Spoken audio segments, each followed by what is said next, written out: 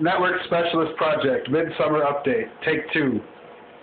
Hi, I'm Josh Arteaga, and I'm working with Brandon Cornejo on our Network Specialist Project. What we're doing is we're setting up an open source kind of Active Directory implementation where we're not going to use a single Microsoft product, all free open source software.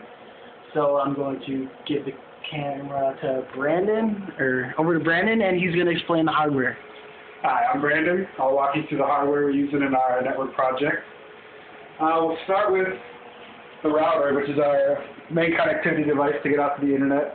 Let's say Linksys WRT600N, and this is actually running a Linux-based open source firmware called DDWRT, and this device is handling our bridge between the home network and our separate network for this project, as well as a VPN server and a DHCP server. That's going to connect directly into this Netgear ProSafe 24-port switch. This is a 10100 switch with 2 gigabit ports that we'll use for network sniffing. And this switch will handle separating VLANs for our clients and the servers. Moving on to the boxes. We have down here a compact ProLiant 800 series.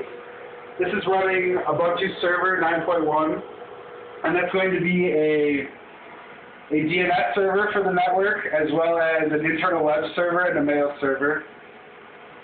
And then we have this little box right here. That's a Pentium 3 500 megahertz with a half a gig of RAM, and that's going to be our network sniffing device, as well as handling running Snort for network intrusion detection and intrusion prevention.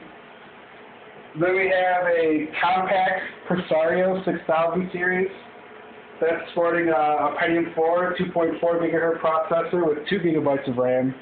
And this is going to be our main server. That's going to handle network logins as well as be a file server for all the users in the network.